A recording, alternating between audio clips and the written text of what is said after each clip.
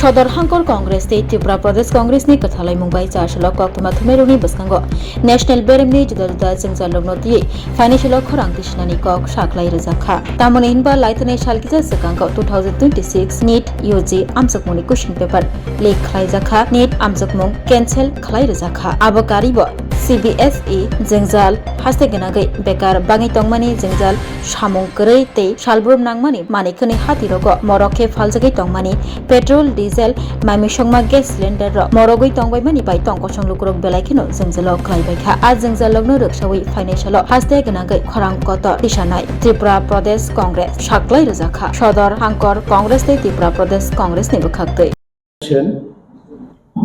এবং তা ইতিমধ্যে বহুল আলোচিত। আমরা প্রদেশ কংগ্রেস বা আমাদের যে শাখা সংগঠন সমূহ বিশেষ করে যুব কংগ্রেস, আমাদের ছাত্র NSUI, মহিলা কংগ্রেস এই বিষয়টা নিয়ে গত 15ই জুন তারা আগরতলা শহরে যে মিছিল করেছিল, এতে এই বিষয়টাই মুখ্য ছিল।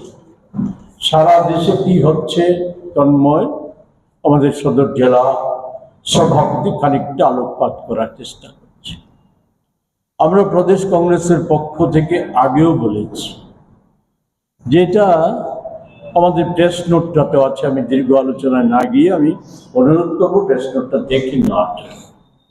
কিন্তু যে বিষয়টা আমি উল্লেখ করতে চাই সেটা হচ্ছে এটা RSS বিজেপির রাজনৈতিক প্রকল্প। এটা নিছক কিছু কোচিং সেন্টার বা শিক্ষা মাফিয়া বা কিছু নির্দিষ্ট কোনো ব্যক্তি বা প্রতিষ্ঠানের কর্মকর্তা তারাই সংগঠিত করেছে বিষয়টা এমন না। বিষয়টার পেছনে সরকার, মন্ত্রী এবং পুরো সরকার এবং দলের মদত আছে। কেন? সংক্ষেপে বললে, এরা RSS বিজেপি চায় না যে আমাদের দেশে শিক্ষার বিস্তার ঘটুক, আর যেটা বলেছে যে বিকাশ ঘটুক, এটাও চায় না। যার জন্য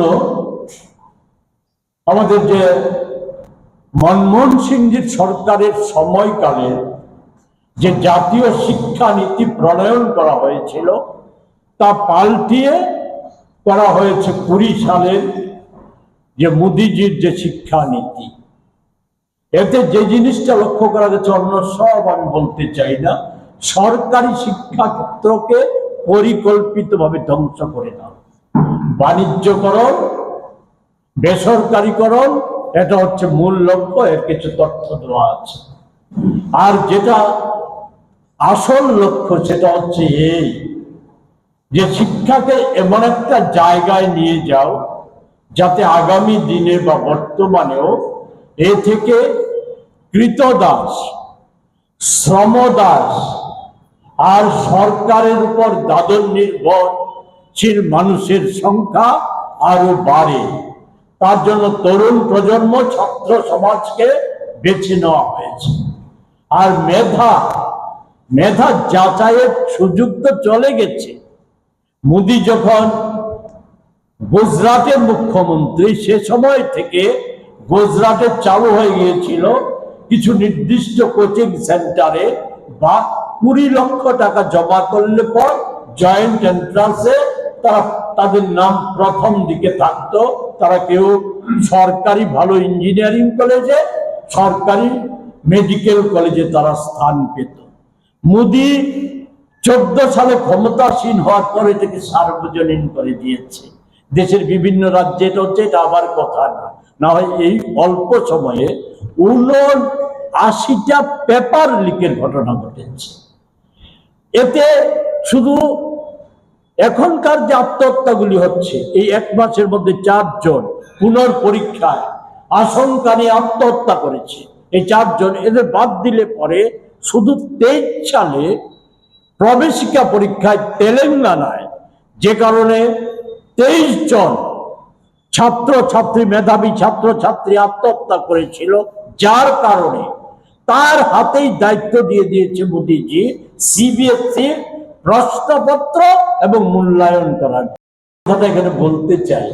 নিঃসর্গ এর অনেক তথ্য সিবিএসইর পরীক্ষার্থীরাই তারাই আবিষ্কার করেছে। এর মধ্যে সবচাইতে গুরুত্বপূর্ণ যে তথ্যটা, নিঃসর্গ নামে এক শিলিগুড়ির ছাত্র, সে পরীক্ষার 1 মাস আগে বোর্ডকে বলেছিল যে যেভাবে দায়িত্ব দেওয়া হয়েছে আর যে পদ্ধতিতে ডিজিটাল মাধ্যমে যা করা হচ্ছে, এতে হ্যাক করা, জালিয়াতি করা 1 ঘন্টার, মাত্র 1 ঘন্টার কাজ।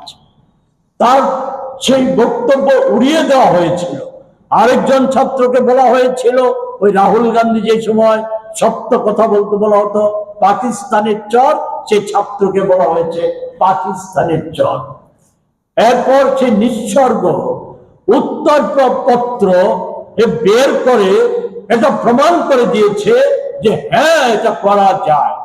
তারপরেও না সিবিএসই বোর্ড না সরকার কোনো কার্যকরী পদক্ষেপ নেয়নি। শুধু বলেছে কি, মানিয়ে নাও, নেট পরীক্ষার আগে মানিয়ে নাও। এতজন 4 জন আত্মহত্যা করেছে, নেহার কথা বলেছে, আত্মহত্যা করেছে। একজন মেয়ে আছে যে 97 পেয়েছিল উচ্চ মাধ্যমিক পরীক্ষায়, তার স্কুলে সে প্রথম হয়েছিল। এই মেয়েটা এই আগামী 21 তারিখ পরীক্ষায় কৃতকার্য হতে পারবে কিনা এই সংশয়ে সে আত্মহত্যা করেছে। এই হচ্ছে আজকে দেশের পরিস্থিতি। বলে সেই জায়গায় দাঁড়িয়ে আমি যেটা বলতে চাই যে এই যে মেধা আজকে অর্থের বিনিময় হচ্ছে। কারণ কি, মোদিজি মুখে বলছে যে হচ্ছে আমাদের উদ্ভাবনী শক্তি, এ হচ্ছে আমাদের গবেষণার বিষয়বস্তু। আসলে ভারতবর্ষের প্রকৃত উদ্ভাবনী শক্তিকে যারা কাজে লাগাতে পারে, আমাদের মানব সম্পদ একে কাজে না লাগিয়ে একে বিপথে চালিত করার চেষ্টা হচ্ছে।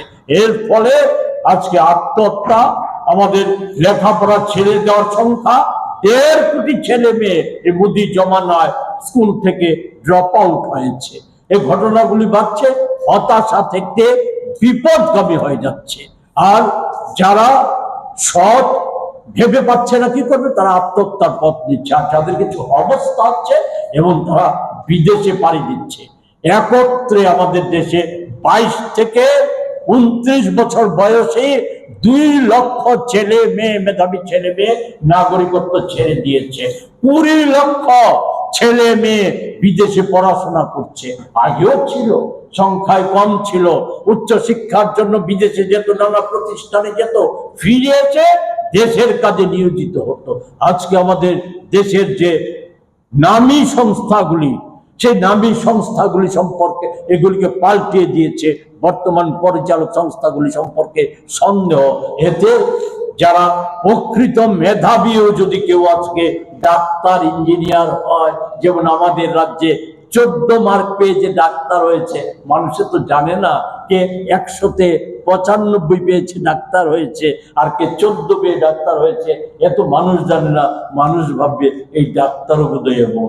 এই জায়গায় নিয়ে এসেছে মেরুদণ্ড ভেঙে দাও, দেশের মেরুদণ্ড ভেঙে দাও, ধ্বংস করে দাও, যাতে কৃতদাস আর ওই স্থাবকদের দিয়ে তাদের কর্পোরেটদের স্বার্থ রক্ষা করা যায়, দলীয় স্বার্থ রক্ষা করা যায়। এরই প্রতিফলন মোদির সমস্ত কর্মসূচিতে দেখা যাচ্ছে। তাই আমি কথা না বাড়িয়ে, আমাদের দেশে বেকারিত্ব চরম আকার ধারণ করেছে। সর্বশেষ একটা কথা শুধু বলি যে সান্ত্বনা দেওয়ার জন্য আগামীকাল পরীক্ষা। 3 দিন আগে ভারত সরকারের তরফ থেকে বলা হয়েছে কোনো কার্যকরী পদক্ষেপ নেয়নি। এখানে আছে আমাদের দেশে কোনো বিপর্যয় হলে পরে লাল বাহাদুর শাস্ত্রীজি করেছে। এমনকি মোদী যে দলে আছে, সেই দলের অটল বিহারী বাজপেয়ী সরকারের সময়কালে একটা দুর্ঘটনাকে কেন্দ্র করে নৈতিক দায় নিয়ে নীতিশ কুমার পদত্যাগ করেছিলেন। মনমোহন সিংজির সময়ে আমাদের একটা প্রথা ভুল স্বীকার করা বা দুর্বলতা হলে পরে মেনে নেওয়া, আমাদের শিবরাজ পাতিল পদত্যাগ করেছিলেন। আর আজকে পদত্যাগ দূরস্থ। আর এই কারণে বলছি গোটা সরকার জড়িত। যদি তা না হতো তাহলে আজকের যে শিক্ষামন্ত্রী উনি তো দায়ের, সরকার যেমন দায় এড়াতে পারে না, প্রধান দায় হচ্ছে মাননীয় শিক্ষামন্ত্রী, উনি দায় এড়াতে পারেন না। ফলে ওনাকে পদত্যাগে বাধ্য করা উচিত ছিল। ফলে সেই জায়গাটা না করে সরকার চাপাই দিচ্ছে কি না, মোদিজি এখন থেকে বিষয়টার প্রতি নজর রাখবেন। চৌকিদার, উনি তো ক্ষমতায় আসার আগে বলেছিলেন আমি চৌকিদার, সে নিয়ে অনেক কথা এগুলো আজকে বলে সময় নষ্ট করবো না। শুধু চৌকিদারের কাছে একটা প্রশ্ন, 12 বছর এগুলিতে নজর রাখতে ওনাকে কে মানা করেছেন? নিত্য গত 3 তারিখে হয়নি, গত মাসে সিবিএসই তো শুধু গত বছর হয়নি, প্রবেশিকা পরীক্ষার দুর্নীতি তো শুধু গত বছর হয়নি, এত ওই মোদির জমানায় তো নিয়মিতই হচ্ছে, বিভিন্ন রাজ্যে রাজ্যে নিয়মিত হচ্ছে। নজর রাখতে কে মানা করেছিল? তেমনি আজকে শুধু চাকরি ক্ষেত্রে অন্য কিছু বলবো না, সেগুলি তথ্য আপনাদের জানা আছে, বিভিন্ন সময় দেব।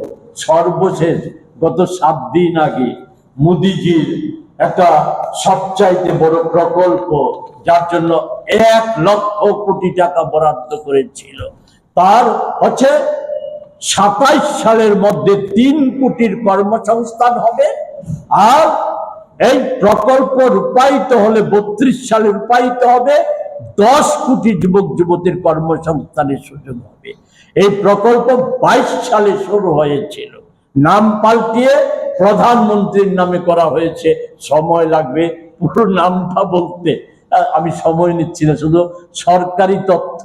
নীতি আয়োগ বলেছে 60 লক্ষ চাকরি হয়েছে, পিএমও দপ্তর থেকে বলেছে, মোদির দপ্তর থেকে বলেছে না না 15 লক্ষ হয়েছে। আর চাকরির হিসাব, কর্মসংস্থানের যে হিসাব রাখে আমাদের দেশের শ্রম মন্ত্রক, সেই শ্রম মন্ত্রক গত 7 দিন আগে সরকারি রিপোর্টে পোর্টালে বলেছে না, মাত্র 5 লক্ষ হয়েছে। ফলে এটা বললাম এই কারণে, সর্বত্রই জালিয়াতিতে ঘেরা। আর আমাদের রাজ্যের ক্ষেত্রে আমি আর বিশেষ কিছু বলবো না, শুধু বলবো যখন সারা দেশ আজকে কম্পমান জ্বলছে, এই সমস্ত, এটা তো শুধু ওই পরিবারগুলির ভবিষ্যৎ না, দেশের ভবিষ্যতের প্রশ্ন জড়িত। আমাদের রাজ্যে টিপিএসসি অনেক নোংরা নজির আছে, অনেক কুকর্ম আছে, নিষ্কর্মা সরকার, আমাদের চরম দুর্নীতিবাদ সরকার। গত 10 তারিখ আমাদের ডায়েটের প্রফেসর নিয়োগের একটা ইন্টারভিউ হয়েছে, মাত্র 22 জন পরীক্ষার্থী। সিবিএসসি আমাদের টিপিএসসি বোর্ড পরীক্ষা নিয়েছে, শুনেছেন কোনোদিন? 22 জনের পরীক্ষা নিয়েছে, 2 বেলায় একই প্রশ্নপত্রের ভিত্তিতে। 16 জনকে নিয়েছে প্রথম বেলায়, দ্বিতীয় বেলায় 6 জনকে। পেছনে কি উদ্দেশ্য পরিষ্কার বলতে হবে না? যা চলে আসছে, চাকরি, শিক্ষা, সবের পেছনে রয়ে গেছে অর্থ, অবৈধ অর্থ। অবৈধ অর্থই আজ সমস্ত কিছুর মূল কেন্দ্র। বলে সেই জায়গায় দাঁড়িয়ে যেটা বলেছিলেন, লড়াই, আমরা মাঠে আছি, লড়াই জারি আছে, যুব কংগ্রেস জারি রেখেছে, আমাদের ন্যাশনাল স্তর থেকে আজকে এটা জারি আছে, রাহুলজি রাস্তায় নেমে গেছে এ নিয়ে। ছাত্র কংগ্রেস, যুব কংগ্রেস, মহিলা কংগ্রেস এবং সমস্ত প্রদেশ কংগ্রেসগুলি, জেলা কংগ্রেসগুলি এই নিয়ে আন্দোলনে নেমে গেছে। আমাদের রাজ্য আগামী 24 তারিখ 23 তারিখ পর্যন্ত সমস্ত মহকুমায় মহকুমায় পর্যায়ক্রমে সাংবাদিক সম্মেলন এবং তার সাথে সাথে আমাদের ডেমনস্ট্রেটিভ প্রোগ্রাম হবে আগরতলায়। আগামী 24 তারিখ বিকেল 5টায় আমরা আগরতলাতে ডেমনস্ট্রেটিভ প্রোগ্রাম করব। এর মধ্যে সীমাবদ্ধ না, সমস্ত গুরুত্বপূর্ণ ইস্যুগুলি এসে গেছে। এই সময় এটা যেমন গুরুত্বপূর্ণ আরো একটা বিষয় এখানে দেওয়া আছে, আমি উল্লেখ করছি না। প্রাইস মারাত্মক জায়গায় নেমে এসেছে, আজকে বলতে দ্বিধা নেই। আজকের দিনে, গতকালকে আন্তর্জাতিক বাজারে ওই পেট্রোপণ্যের দাম অনেকটাই কমে গেছে, যেটা বেড়েছিল তার থেকে $40 কমে গেছে। আমরা কি আশা করতে পারি? মোদির রেকর্ড আছে যে দাম কমানোর, আমাদের চাপ সৃষ্টি করতে, দাম কমাতে হবে। আমরা দেখেছি 8 সালে মনমোহন সিং দিল্লিতে সরকারে পেট্রোপণ্যের আন্তর্জাতিক বাজারের দাম ছিল $147 ব্যারেল প্রতি, আর আমাদের রাজ্যে আমরা পেট্রোল পেতাম 50 টাকায় পেট্রোল লিটার, আর ডিজেল পেতাম 30 টাকায়। সেদিনের কথা না হয় বাদ দিয়ে মনমোহন সিং এর মতো মস্তিষ্ক আর কংগ্রেসের মতো এই যে মানব দরদী দেশদরদী শক্তি তাদের কাছ থেকে আশা করি না, কিন্তু ন্যূনতম মূল্যবোধ যদি থাকতো এই ন্যায় সিবিএসসির ক্ষেত্রে পদক্ষেপ নিত। এখনো সুযোগ আছে। আস্থা ফিরিয়ে আনতে গেলে পরে আজকেই ওই আমাদের যে শিক্ষামন্ত্রীকে তাকে পদত্যাগে বাধ্য করা উচিত, যাকে ছেলে মেয়েরা বিশ্বাস নিয়ে পরীক্ষা দিতে পারে। এই দাবি করার সাথে সাথে পেট্রোপণ্যের দাম কমানোর দাবিতে আমাদের আন্দোলন জারি থাকবে। এই কথা কয়টি বলে আপনাদের যদি কোনো প্রশ্ন না থাকে আমরা আমাদের কথা বলা এখানেই শেষ করি। আমাদের নেতা রাহুল গান্ধীজি রাজস্থানের কোটাতে ছাত্র কি গুঞ্জ নামে এক র্যালি করেছেন। মানে ছাত্রদের কণ্ঠ, ছাত্রদের আওয়াজ। আপনারা সবাই অবগত আছেন যে সর্বভারতীয় যে আজ আমাদের দেশ জুড়ে ছাত্র যুব সম্পদের চরম সংকট এবং আমাদের বর্তমান শিক্ষা ও পরীক্ষা ব্যবস্থার যে নজিরবিহীন ব্যর্থতা, তাই নিয়ে আজ আমরা এখানে আলোকপাত করব। আমাদের নেতা রাহুল গান্ধীজি বলেছেন যে প্রত্যেকটি শিক্ষার্থী অনন্য এবং প্রতিভাবান। তরুণ প্রজন্মই ভারতের ভবিষ্যৎ। ভারত তখনই সফল হবে যখন আমাদের যুব সমাজ সফল হবে। কিন্তু দুর্ভাগ্যবশত তরুণদের স্বপ্ন রক্ষা করতে সরকার সম্পূর্ণ ব্যর্থ হয়েছে। কোটায় যে ছাত্র কি গুঞ্জ র্যালিতে রাহুল গান্ধী বলেছেন যে দেশের ছাত্র সমাজের যে উনি সামনে থেকে ছাত্র সমাজের কান্না উনি লক্ষ্য করেছেন। আমরা দেখেছি কিভাবে নিট পরীক্ষায় অনিয়ম ও সরকার পেপার লিক ও পরীক্ষা বাতিল জেরে স্নেহার মতো মেধাবী ছাত্র এবং ছাত্রীরা কিভাবে আত্মহত্যা করছে। পেপার লিক, নিয়োগ দুর্নীতি, পরীক্ষা বাতিলের কারণে যুব সমাজের ভবিষ্যৎ আজ অন্ধকারে দিকে ঠেলে দেওয়া হচ্ছে। ত্রিপুরার বেকার যুবকদের অবস্থা তার থেকে কোনো আলাদা নয়। আমরা লক্ষ্য করেছি যে শিক্ষার নামে এখন বেসরকারীকরণ এবং বাণিজ্যকরণ চলছে। আমরা লক্ষ্য করেছি যে ত্রিপুরাতে যে বিদ্যাজ্যোতির নামে যে 125টা স্কুল চালু হয়েছে, আগে ছিল বিনা বেতনে পড়ার, যে আমাদের কংগ্রেস সরকার মনমোহন সিংয়ের আমলে করেছিল মৌলিক অধিকার। এখন দেখা যাচ্ছে বিদ্যাজ্যোতি প্রকল্পের নামে ছাত্রদের থেকে 1000 টাকা করে ফিস নেওয়া হচ্ছে এবং পরীক্ষা বাবদ এবং এক্সট্রা আরো 300, মানে বছরে 1300 টাকা নেওয়া হচ্ছে। তাই আমরা কি বলতে পারি না যে এখন বিদ্যাটা একটা ব্যবসায় পরিণত হয়েছে। একদিকে বিদ্যাজ্যোতির আমি স্কুল খুলেছে, আরেকদিকে পরিকাঠামো নেই। যারা শিক্ষক তাদের কোনো ব্যাকগ্রাউন্ড নেই, কারণ প্রথমে সব বাংলা মিডিয়াম স্কুল ছিল, বাংলা মিডিয়াম থেকে কিন্তু ইংলিশ মিডিয়ামে চালু হয়েছে। শিক্ষকরা যেমন ট্রেনিং নিচ্ছে না, ছাত্র পাঠ্য করতে পারছে না। সেই জন্য আমরা সরকারের কাছে আবেদন করব যে আগে মাস্টারদের ট্রেনিংয়ের ব্যবস্থা করব। মাস্টারদের ট্রেনিংয়ের ব্যবস্থা না করলে শিক্ষা বিদ্যাজ্যোতির যে প্রকল্পের যে তার কোনো লাভ হবে না। আমি বলছি যে কংগ্রেস দল এই যে মতানৈক্য, এই যে অনৈক্যের কারণে এবং আমূল পরিবর্তন চায়, এই যে বৈষম্যটার আমরা আমূল পরিবর্তন চাই। আমরা ত্রিপুরার সমস্ত শিক্ষার্থী, চাকরি প্রার্থী, শিক্ষাবিদ, বুদ্ধিজীবী এবং সুশীল সমাজকে আহ্বান জানাচ্ছি, আপনারা এগিয়ে আসুন, আপনাদের মতামত দিন। রাহুল গান্ধী বলেছেন, প্রতিশ্রুতি দিয়েছেন যে আপনাদের এই লড়াইয়ে তিনি কাঁধে কাঁধ মিলিয়ে লড়বেন, থাকবেন। সদর জেলা কংগ্রেস আগামী দিন কোনায় কোনায় আমরা আন্দোলন ছড়িয়ে দেব। যতক্ষণ পর্যন্ত যুবকদের কর্মসংস্থান এবং ছাত্রদের পরীক্ষা ব্যবস্থার স্বচ্ছতা না আসে। কংগ্রেস এই লড়াই জারি রাখবে, কংগ্রেস এই লড়াই থামবে না। আপনাদের সামনে আরো বিস্তারিতভাবে তুলে ধরবেন আমাদের দলের মুখপাত্র Prabir Chakraborty. Class 10-12 pioneering ba oe kya kotma kaham. Dyna Group of Institute Bangalore to free admission. 3 eligible students rani ba oe government scholarship puri anai. Roni courses available to GNM and BSc Nursing, BBBSc, MSc, Paramedical and Pharmacy, BBA, BCA, BCom and MBA. College fee ni ba oe hinke na 199 mani ke government scholarship by na pore mai nai. Hostel fee moha 4500 monthly mari nai.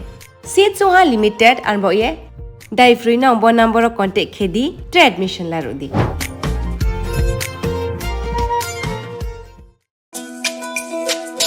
তুমি আছো রান্না ঘরে, তাই সুগন্ধে ভরে, যা খুশি তেমনই খাই তোমার জাদুর রান্নায়। থাকে শুধু লং তরাই, থাকে শুধু লং তরাই, কত কেজি রান্না হয় মন তাই করছো জয়, ভালোবেসে বলছি তাই রান্নায় তোমাকে চাই, চাই শুধু লং তরাই, চাই শুধু লং তরাই, লং তরাই গুঁড়ো মশলা রান্নায় তোমাকে চাই, চাই শুধু লং তরাই।